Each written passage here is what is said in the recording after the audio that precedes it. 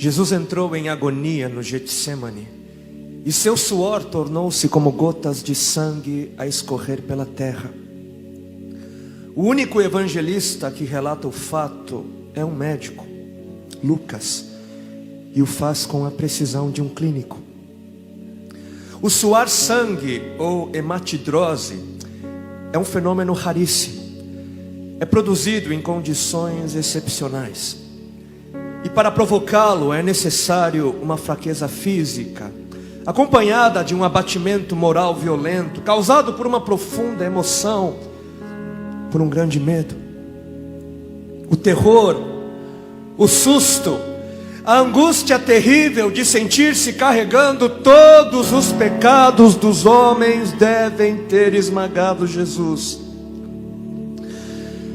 Tal tensão extrema produz o rompimento das finíssimas veias capilares que estão sob as glândulas sudoríparas, e o sangue se mistura ao suor e se concentra sobre a pele, escorrendo então por todo o corpo até a terra. Conhecemos a farsa do processo preparado pelos líderes religiosos, o envio de Jesus a Pilatos e o desempate entre Herodes e Pilatos. Pilatos teve que ceder e então ordenou a flagelação, o chicoteamento de Jesus. Os soldados despojam Jesus, tiram a roupa de Jesus e o prendem pelo pulso a uma coluna do pátio. A flagelação se efetua com tiras de couro múltiplas, sobre as quais são fixadas bolinhas de chumbo e pequenos ossos. Os carrascos devem ter sido 2, um de cada lado e de diferente estatura, e golpeiam com chibatadas a pele já alterada por milhões de microscópicas hemorragias do suor de sangue. A pele se dilacera e se rompe, o sangue espirra. A cada golpe Jesus reage em um sobressalto de dor. As forças se esvaem, um suor frio lhe impregna a fronte, a cabeça gira em uma vertigem de náusea, calafrios lhe correm ao longo das costas. Se não estivesse preso no alto pelos pulsos, cairia em uma poça de sangue. Depois o escárnio da coroação, com longos espinhos mais duros que os de acácia. Os algozes entrelaçam uma espécie de capacete e o aplicam sobre a cabeça de Jesus. Os espinhos penetram no couro cabeludo, fazendo-o sangrar, e os cirurgiões sabem o quanto sangra o couro cabeludo. Pilatos, depois de ter mostrado aquele homem dilacerado à multidão feroz, o entrega para ser crucificado. Colocam sobre os ombros de Jesus o grande braço horizontal da cruz, que pesa uns 50 quilos. A estaca vertical já está plantada sobre o Calvário. Jesus caminha com os pés descalços pelas ruas de terreno irregular, cheia de pedregulhos. Os soldados o puxam com as cordas. O percurso é de cerca de 600 metros. Jesus, fatigado, arrasta um pé após o outro, frequentemente cai sobre os joelhos, e os seus ombros estão cobertos de chagas, de ferimentos. Quando ele cai por terra, a viga lhe escapa, escorrega e lhe esfola o dorso. Sobre o Calvário tem início a crucificação. Os carrascos despojam o condenado, tiram a roupa do condenado, mas a sua túnica está colada nas chagas, nos ferimentos, e tirá-la produz dor atroz. Quem já tirou uma atadura de gaze de uma grande ferida percebe do que se trata. Cada fio do tecido adere, cola a carne viva, e ao levarem a túnica se laceram as terminações nervosas postas em descoberto pelas chagas. Os carrascos dão um puxão violento, e há um risco de toda aquela dor provocar uma síncope. Mas ainda não é o fim. O sangue volta a escorrer. Jesus é deitado de costas. As suas chagas se incrustam de pequenos elementos. Depositam-no sobre o braço horizontal da cruz. Os algozes tomam as medidas. Com uma broca é feito um furo na madeira para facilitar a penetração dos pregos. Os carrascos pegam um longo prego pontudo e quadrado, apoiam-no sobre o pulso de Jesus e com um golpe certeiro de martelo o plantam e o rebatem sobre a madeira. Jesus deve ter contraído o rosto assustadoramente, o nervo mediano foi lesado. Pode-se imaginar aquilo que Jesus deve ter provado: uma dor lancinante, agudíssima, que se difundiu pelos dedos e espalhou-se pelos ombros, atingindo o cérebro. A dor mais insuportável que um homem pode provar, ou seja, aquela produzida pela lesão dos grandes troncos nervosos, que provoca uma síncope e faz perder a consciência. Mas em Jesus não. O nervo é destruído só em parte, e a lesão do tronco nervoso permanece em contato com o prego. E quando o corpo for suspenso na cruz, o nervo se esticará fortemente como uma corda de violino esticada, e a cada solavanco, a cada movimento, vibrará, despertando dores dilacerantes. Elevam a Jesus.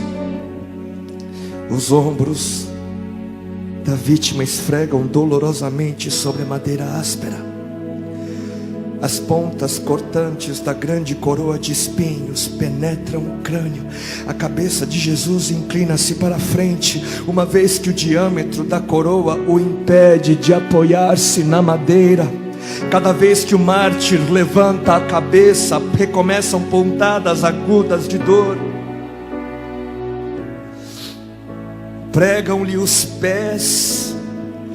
Ao meio-dia, Jesus tem sede. Não bebeu desde a tarde anterior e estava desidratado pela perda de tanto sangue. Seu corpo é uma máscara de sangue. A boca está semiaberta e o lábio inferior começa a pender. A garganta seca lhe queima, mas ele não pode engolir, tem sede. Um soldado lhe estende sobre a ponta de uma vara uma esponja com bebida ácida de uso entre os militares. Tudo aquilo é uma tortura atroz. De repente, um estranho fenômeno se produz no corpo de Jesus. Os músculos dos braços se enrijecem em uma contração que vai se acentuando, os bíceps esticados e levantados, os dedos se curvando. É como acontece a alguém ferido de tétano, a isto que os médicos chamam de tetania. Quando os sintomas se generalizam, os músculos do abdômen se enrijecem em ondas imóveis. Em seguida, os músculos entre as costelas, depois os do pescoço e finalmente os músculos respiratórios se enrijecem. A respiração se faz pouco a pouco mais curta. O ar entra, mas não consegue mais sair. Jesus respira com o ápice dos pulmões. Tem sede de ar como um asmático em plena crise. Seu rosto pálido pouco a pouco se torna vermelho, depois se transforma num violeta purpúreo. Jesus é envolvido pela asfixia. Seus pulmões cheios de ar não podem mais esvaziar-se. A fronte está impregnada de suor, os olhos saem fora de órbita. Mas de repente algo acontece.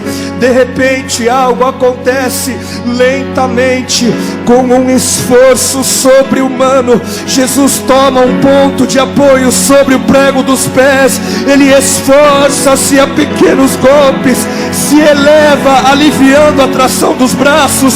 Os músculos do tórax se distendem, a respiração torna-se mais ampla e profunda, os pulmões se esvaziam e o rosto recupera a palidez inicial. Mas por quê? Por que este esforço? Por quê?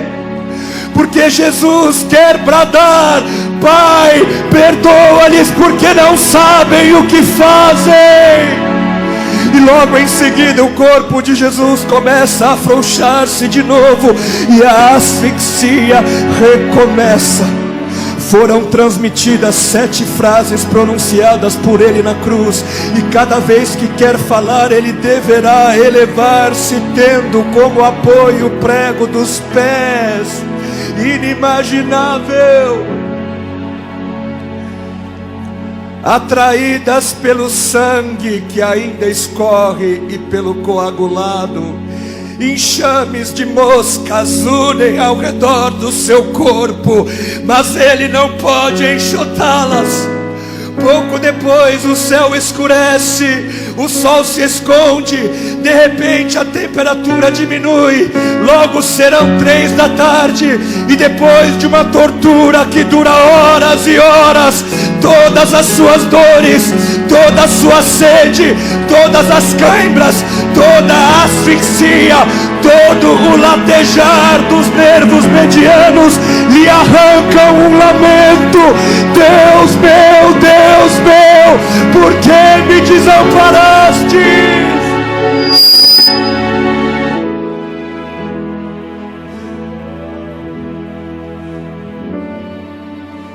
Jesus grita: está consumado.